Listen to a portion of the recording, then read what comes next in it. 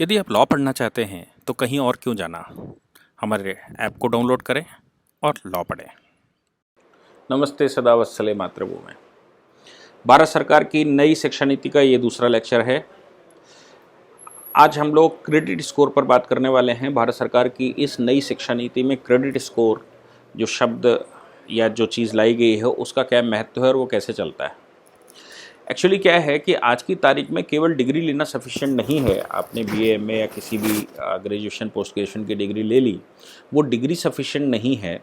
इसलिए क्या होता है कि अपने को वोकेशनल कोर्सेज करने जाना पड़ता है। कभी हम कंप्यूटर का वोकेशनल कोर्स करते हैं, कभी हम इंग्लिश का लैंग्वेज का कोई वोकेशनल कोर्स करते हैं, या कोई अप्रेंटिसशिप करते हैं, या कोई और डिप्लोमा प्रोग्राम करते हैं, या फिर कोई इस तरह का हम कुछ ना कुछ छुट्टियों में अरेंज करते हैं। गर्मियों की छुट्टियां, सर्दियों की छुट्टियां, ये हम बच्चे के दिमाग में बनाकर रखते हैं कि भाई आपकी बार छुट्टी आए तो कंप्यूटर सीख लेना, आपकी बार छुट्टी आए तो इंग्लिश का टॉयफल का कोर्स ज्वाइन कर लेना, आपकी बार छुट्टी आए तो मैकेनिकल इंजीनियरिंग का कुछ कर लेना, वहाँ वो कर लेना, यहाँ पर अप्रेंटिसशिप कर लेना। तो क्या है कि जो शिक्षा नीति है, शिक्षा नीति में एक बड़ी भारी खामी थी। वो ये थी कि हमारी डिग्री तो केवल होती थी, लेकिन हमने जो ये वोकेशनल कोर्सेज करके रखे थे उसका कोई महत्व नहीं होता था। जहाँ पे ज़रूरत होती थी वहाँ वोकेशनल कोर्स की अपना वो डिप्लोमा या सर्टिफिकेट प्रोग्राम लगा देते थे कि भाई ये सर्टिफिकेट यहाँ पर चाहिए। अभी क्या है कि मल्टी माइंडेड व्यक्तियों की भारत में ज़रूरत है, जो एक जगह पर बैठे तो उसको बार बार अलग अलग डिपार्टमेंट के पोस्टों पर एक एक छोटी छोटी बात के लिए न जाना पड़े। बीटेक एमटेक में ये तो प्रोफेशन में चल गया है कि जो बीटेक करता है तो बीटेक करने के बाद उसको एमबीए करना होता है, या एमबीए करता है तो बीटेक कर लेता है। लॉ में भी ये चल गया कि बीए के बाद वो लॉ करता है, या बीएलएलबी करता है, या एमए या बीकॉम एलएलबी करता है, बीएससी एलएलबी करता है, एमबीए एलएलबी करता है। तो ये बीबीएलएलबी करता है। ये बहुत सारी चीज़ें सब मिक्सअप चल रही थी, और सारी यूनिवर्सिटियाँ मोस्टली अपने यहाँ किसी न किसी प्रकार का एक कोर्स चला रही थी, और वो सर्टिफिकेट कोर्स अलग चलाते थे। इसमें बच्चे का टाइम बहुत वेस्ट होता था। साल में जितना सिलेबस है, चूँकि जो सिलेबस है हम मानते हैं कि सिलेबस बहुत ज़्यादा है, लेकिन उस सिलेबस के ज़्यादा होने के बावजूद हमने एक पैटर्न अडॉप्ट कर रखा है पूरे देश में कि साहब ये जो नटशल है, इस नटशल में कोई अलग अलग नामों से वो आते हैं। कोई गाइड बुक कहते हैं, तो कुछ लोग उसको गेस्ट पेपर कहते हैं, तो कुछ उसको नटशल कहते हैं। तो अलग अलग यूनिवर्सिटियों में अलग अलग तरह से चलता है। वो 20 क्वेश्चंस ले आए और उसको पढ़ लिया, वो सार होता है, उसको पढ़ लिया और वो डिग्री तो ले जाता है, लेकिन उस डिग्री का कोई विशेष लाभ नहीं होता। साल में एक बार एग्जाम देना है, तो सरकार ने उस पर सेमेस्टर सिस्टम लागू कर दिया। एक अच्छा काम ये कर दिया कि भाई आपको पढ़ना ही पड़ेगा। अब सेमेस्टर सिस्टम लागू होगा तो सेमेस्टर सिस्टम में ग्रेडिंग भी होगी, उसके प्रोफेशनल मार्क्स भी होंगे, उसके बिहेवियर के मार्क्स भी होंगे, उसके अटेंडेंस के मार्क्स भी होंगे। ये सारी चीज़ें आपको 6-6 महीने पर मेंटेन करनी पड़ेंगी और आपको लगातार पूरा करना पड़ेगा। दूसरा काम ये है कि जब आप ये वोकेशनल कोर्स करके आते हैं, या आपने कोई इंटर्नशिप की, या आपने कहीं से भी कुछ भी अर्जन किया, किसी के पास भी इंटर्नशिप की, सपोज मेरे पास कोई इंटर्नशिप करने आया, तो मैं उसको एक सर्टिफिकेट इशू करूंगा, और सर्टिफिकेट इशू करूंगा तो वो अपने डिजी लॉकर पर रख सकता है, और वो उसके क्रेडिट स्कोर अपने बना सकता है। तो एक ही जगह पर, एक स्थान पर आपके क्रेडिट स्कोर इकट्ठे हो जाएंगे, जिसके आधार पर आप कभी भी इंटरव्यू कहीं देने जाते हैं तो जो आपका एम्प्लॉयर है, एम्प्लॉयर को ये एक नज़र में दिखाई पड़ जाएगा कि ये व्यक्ति क्या क्या क्या क्या क्या क्या कर सकता है।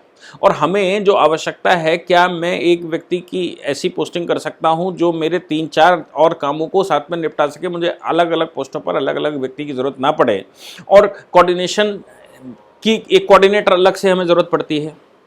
तो ये जो ग्रेडिंग सिस्टम है, ये इस सिस्टम में जब हमने क्रेडिट स्कोर बना के रखा है, तो मुझे लगता है कि इंटरनेशनल जॉब्स में जब हम इंटरनेशनल जॉब्स के लिए जाते हैं, या हम किसी भी एम्प्लॉयर के पास जाते हैं, या भी किसी भी कंपनी के पास जाते हैं, दूसरी सबसे तो उसके पास ये आसानी से हम रिकॉग्नाइज हो जाते हैं कि हम क्या क्या कर सकते हैं। दूसरी बात, सबसे खास बात यह है कि वोकेशनल कोर्सेज को उन्होंने पैरेलल साथ में चलाया है। साथ में चलाने का मतलब ये है कि अब आपको वोकेशनल कोर्स करने के लिए, या ये जो अप्रेंटिसशिप है ये करने के लिए, आपको मेन कोर्स को छोड़कर या छुट्टियों का इंतजार नहीं करना। आप उसके साथ साथ पार्ट टाइम में कर सकते हैं। दिन में आप अपना कॉलेज कर सकते हैं, शाम को पार्ट टाइम में वो कर सकते हैं। सैटरडे संडे के लिए आप अप्रेंटिसशिप कर सकते हैं, सैटरडे संडे को आप वोकेशनल कोर्स कर सकते हैं। आपकी क्षमताएं अगर ज़्यादा हैं तो आप एक से ज़्यादा डिग्रियां भी एक साथ ले सकते हैं। अभी तक क्या था कि भारतवर्ष में एक टाइम पर एक डिग्री होती थी। अगर एक से ज़्यादा डिग्री होती थी, एक से ज़्यादा जगह हम एडमिशन ले लेते थे एक से ज़्यादा कोर्सेस में, तो यूनिवर्सिटी हमारी दोनों के दोनों जो हमारे करिकुलम होते थे उनको दोनों को रिजेक्ट कर देती थी।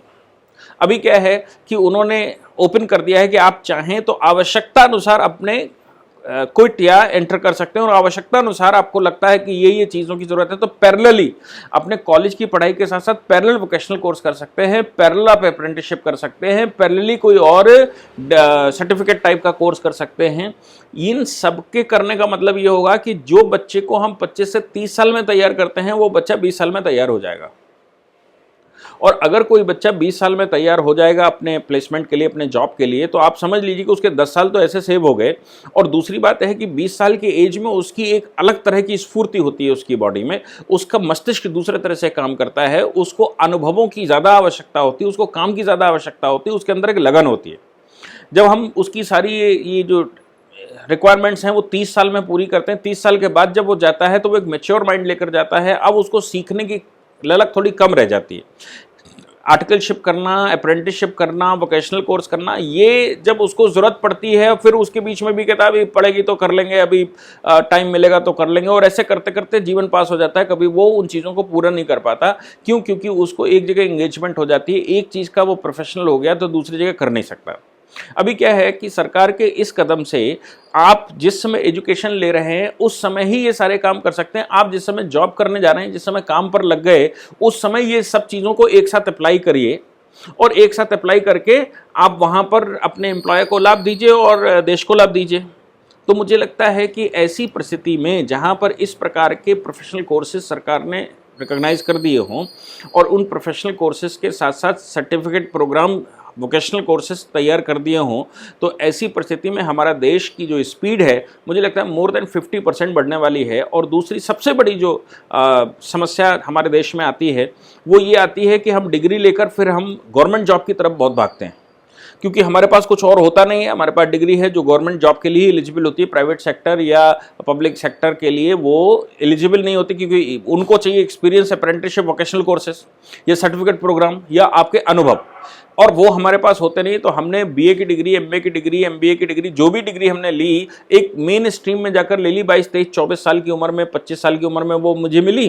फिर उसके बाद मैंने सोचना शुरू किया कि भाई गवर्नमेंट जॉब हमारे लिए हो, तो गवर्नमेंट जॉब के लिए हमने अप्लाई करना शुरू किया। और चूंकि हमारे पास कोई और स्किल नहीं है, और करते करते हमने गवर्नमेंट के जॉब की 30-32 साल तक की एज है, कुछ प्लेसेस पर 35 साल तक की एज है। तो मालूम पड़ा कि 30-35 और अभी तो पीछे कुछ सरकार, स्टेट गवर्नमेंट ने 40 साल तक की एज कर दी। अब मैं 40 साल तक गवर्नमेंट के जॉब के लिए अप्लाई करता रहा, और उसके बाद मुझे मालूम पड़ा कि मेरे पास कोई स्किल दूसरी है ही नहीं। अब मैं क्या करूं? तो फिर मैं तो या तो सरकार को गाली दूंगा, या फिर आत्महत्या करूंगा, या बेरोजगार बैठूंगा, या फिर क्रिमिनल सिस्टम में उतरने लगता है आदमी।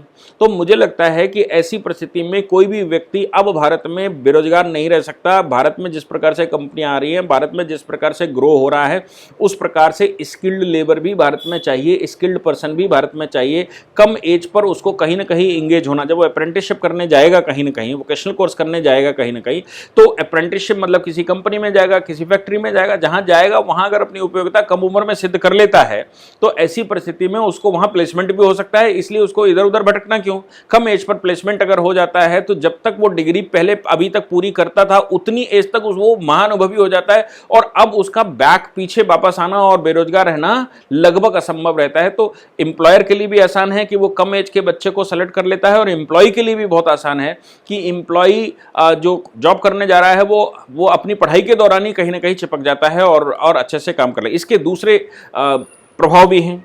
दूसरा प्रभाव यह है कि हमारे देश में एक पार्टिकुलर कम्युनिटी जो एजुकेशन नहीं लेती है, वो केवल किसी मोटर मैकेनिक के पास, किसी पंचर वाले के पास या किसी के पास बैठने लगती है।